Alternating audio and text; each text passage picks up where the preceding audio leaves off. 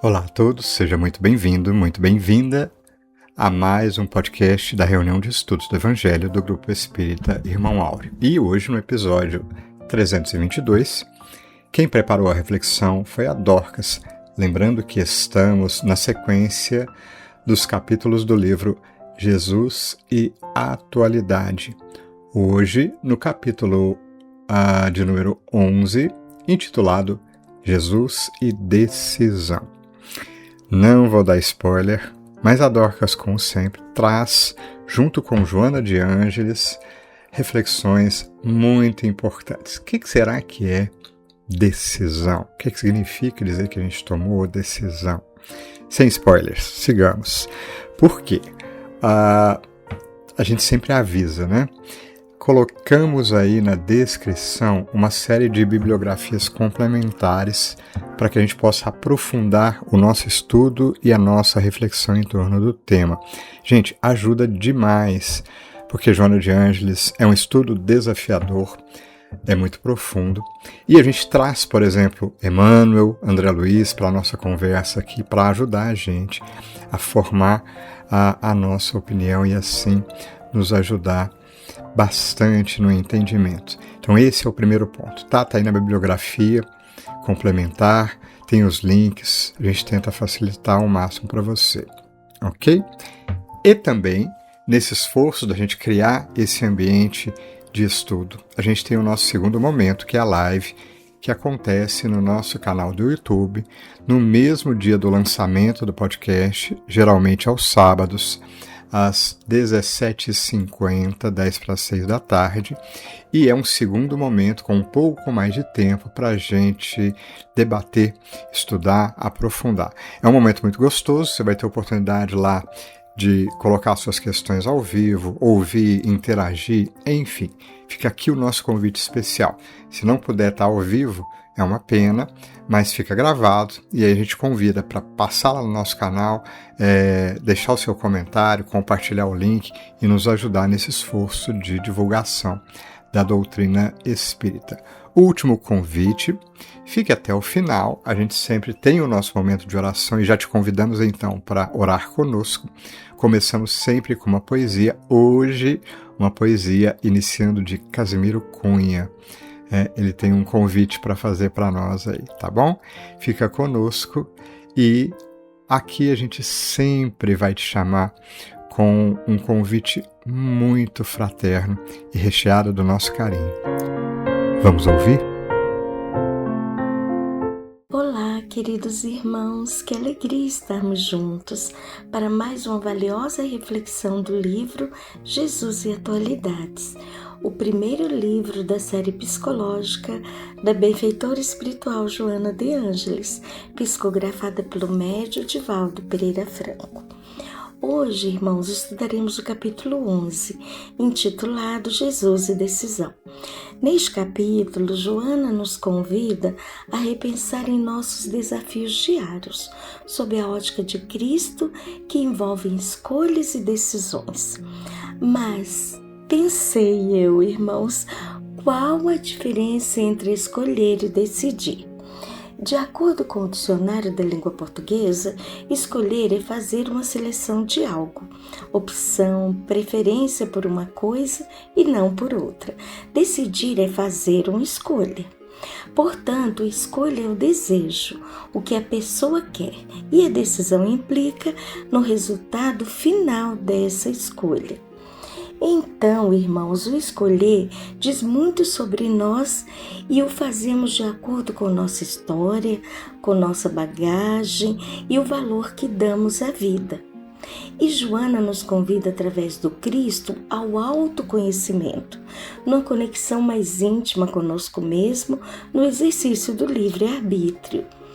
A psicologia, irmãos, nos traz um estudo científico interessante que auxilia nosso entendimento, no qual somos seres mentalmente, estruturalmente completos, pois temos dentro de nós uma persona, que é a máscara social que usamos para interagir com o mundo, permitindo nossa adaptação, nossas experiências sociais e sem revelar totalmente nossa verdadeira identidade, nossa verdadeira intenção.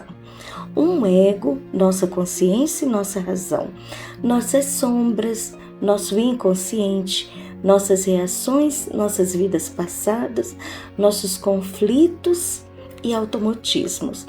E, finalmente, temos também o nosso espírito, nosso eu real, verdadeiro, nossa essência. Sendo assim, pensemos intimamente. Quando tomo uma decisão, quem em mim toma esta decisão? Quando tomo a decisão, quem em mim toma esta decisão? Eu tomo a decisão com base na minha persona, na minha máscara social? Eu tomo a decisão com base no meu ego, na minha consciência, nos meus valores? Eu tomo a decisão a partir dos conflitos que são reativos? Eu tomo a decisão com base no meu espírito, na minha essência? Quem em mim toma uma decisão? Esta pergunta, irmãos, precisamos fazer constantemente. Precisamos reconhecer estes aspectos, cada um prestando atenção em si mesmo, no desenvolvimento do autoconhecimento. Este capítulo 11 se desenvolve com base na lição do Evangelho que se encontra em Lucas 9, 59 a 60, que nos diz assim: E ao outro disse Jesus, segue-me. E ele lhe disse, Senhor, permita-me que vá eu primeiro enterrar meu pai. E Jesus lhe respondeu, deixa os mortos enterrarem os seus mortos, e tu vai e anuncia o reino de Deus. Joana nos traz um episódio relatando que um moço queria seguir a Jesus, e então Jesus o chamou. Ele disse a Jesus que esperasse, pois ele ia sepultar seu pai. Mas Jesus enxergava o jovem, irmãos, para além do próprio jovem, para além do que o próprio jovem se enxergava. Ele enxergava a real intenção do jovem, o qual respondeu, como vimos, fazendo sua escolha. Jesus não era contra os rituais da terra, pelo contrário, como o ato de velório e sepultamento. Lembra que ele falou, dai a César o que é de César, dai a Deus o que é de Deus. Mas Jesus, através de sua resposta, diz que sabia sua intenção e que o fazia voltar para sepultar seu pai. Ele estava indo buscar coisas que já estavam mortas. Sendo assim, Jesus fez um convite para que o jovem viesse construir uma vida nova dentro de si, com a iluminação do reino de Deus. E Joana nos provoca, dizendo que possivelmente o jovem tinha outra intenção, não um ato genuíno de sepultar o seu pai. Joana afirma que Jesus penetrou-o e sabia o motivo real de sua recusa, porém deixou-o livre para decidir-se. Reflitamos, irmãos, por trás de uma decisão, qual é a nossa verdadeira intenção? Por trás de uma decisão, qual é a nossa verdadeira intenção? André Luiz, no livro Ideal Espírita, capítulo Justos e Injustos, nos afirma que todo gesto traz significação particular. Toda intenção é potencial de procedimento. Então, qual é minha real intenção? Qual é a minha real intenção? Reforcemos esta pergunta dentro de nós, pois ela deve anteceder qualquer tomada de decisão. Voltando ao texto, Joana levanta algumas hipóteses desta importância que o jovem estava dando à ida ao sepultamento. Primeiro, Joana coloca o interesse pelos bens materiais. Ela diz assim: a preocupação deve ser visto como um filho cuidadoso e fiel merecedor da herança que lhe cabia. Então, a sua presença não significaria um ato de amor, mas um ato de interesse subalterno. Joana continua: e o interesse ela nos alerta. São que os bens materiais são algemas cruéis que aprisionam as criaturas e que, transitando de mãos, são coisas mortas que não merecem preferência ante as verdades eternas. Os bens materiais são algemas cruéis, são coisas mortas que não merecem preferência ante as verdades eternas. Deixai os mortos sepultar os mortos. São coisas mortas. O interesse pelos gozos materiais e paixões primitivas. Joana nos diz: o rapaz, ainda cioso de sua juventude, não estivesse disposto a renunciá-la, encontrando na justificativa uma forma nobre para evadir-se do compromisso. E quanto a isso, irmão, Joana nos alerta: os gozos materiais são cadeias muito vigorosas que jugulam os homens às paixões primitivas, as quais eles deveriam superar a benefício próprio, mas que quase sempre os levam à decomposição moral, à morte dos ideais libertadores. Precisamos fazer uma escolha, queridos irmãos. Vou atrás de gozos, paixões e bens materiais ou vou atrás de Jesus que me conduz a Deus? Irmãos, entendemos que não se trata de negar a matéria, mas de não priorizá-la. Precisamos viver a vida com prioridades bem estabelecidas. Ao longo de nossa vida, não podemos perder a oportunidade de crescer como espíritos para correr atrás daquilo que vão ficar. Porque se isto acontecer, irmãos, seremos mortos sepultando mortos. Para finalizar, lembremos qual o propósito da vida, qual a finalidade de nossa reencarnação. O objetivo precisa estar bem claro e firme dentro de nós, para que assim façamos boas escolhas e tenhamos decisão assertiva.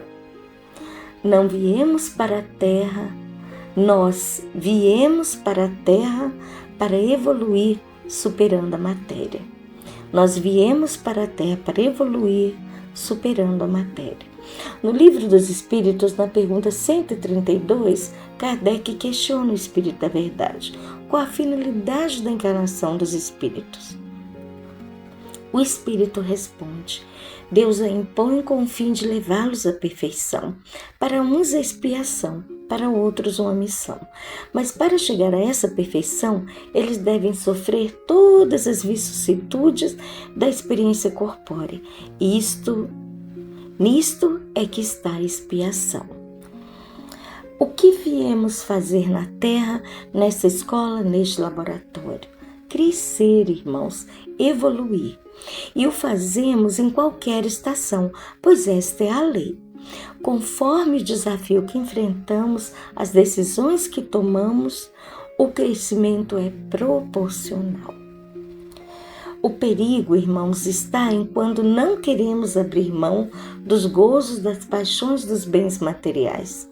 Nos equivocamos, pois aqui não é lugar de descansar ou curtir a vida, mas de trabalho, de colocar as mãos na massa, no enfrentamento de nossos medos, inseguranças, nossos desafios morais, para depois usufruir do que conquistamos, tendo paz de espírito, tranquilidade e felicidade.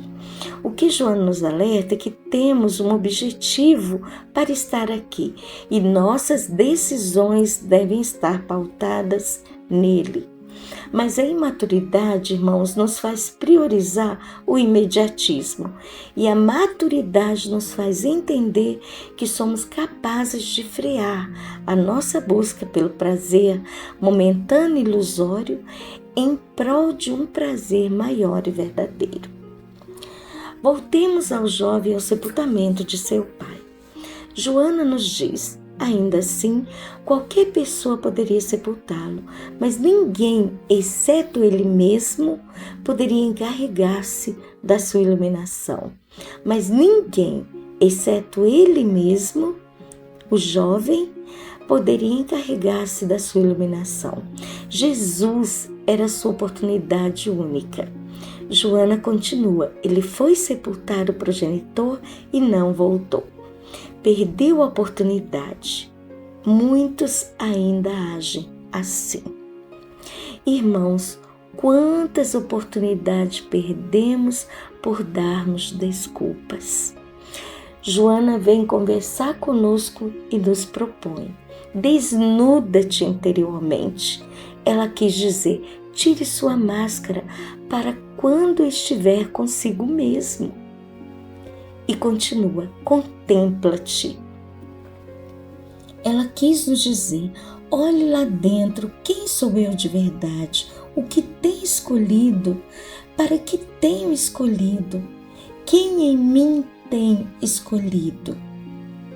Ela continua: que possuis de real, que a morte não te arrebatará, e o que seguirá contigo? Ela quis dizer, é o viver do mundo sem ser do mundo. Este, irmãos, é o convite de Jesus, que não tomemos decisões que interessem unicamente ao ser que vive aqui na Terra. É o prestar atenção nas decisões para garantir que elas nos estimulem à evolução espiritual. Não podemos perder a consciência do que viemos fazer aqui, fazer o reino de Deus crescer em nossos corações. Joana nos chama: o momento é este, deixa-te permear pela presença dele e feliz segue-o. Deixa-te permear pela presença dele e feliz segue-o.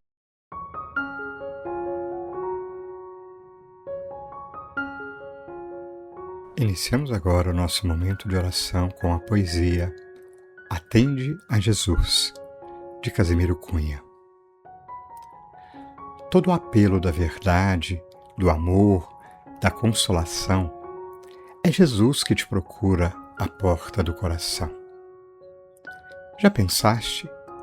A mão do Mestre, que te alivia e te acalma, custou muito a despertar o íntimo de tua alma. Muita vez foi necessário que visses miséria e dor, a fim de experimentares os bens de nosso Senhor. Atende à voz de Jesus. Condição, trabalho, idade, nada empana sobre a terra a luz da boa vontade. Busca vibrar no Evangelho, reforma-te sem alarde. Atende agora, amanhã talvez seja muito tarde. Mestre e amigo Jesus, que nesses instantes de prece e de oração, de estudo e reflexão à luz do Teu Evangelho, que nos traz mais paz e serenidade ao Espírito, que possamos então ouvir-te uma vez mais, o Teu chamado doce e sereno ao nosso coração. Vinde a mim, vinde ao meu coração. Ajuda-nos, Jesus, a perceber-te, envolvendo-nos docemente nos diversos instantes da vida que compõem o nosso dia a dia.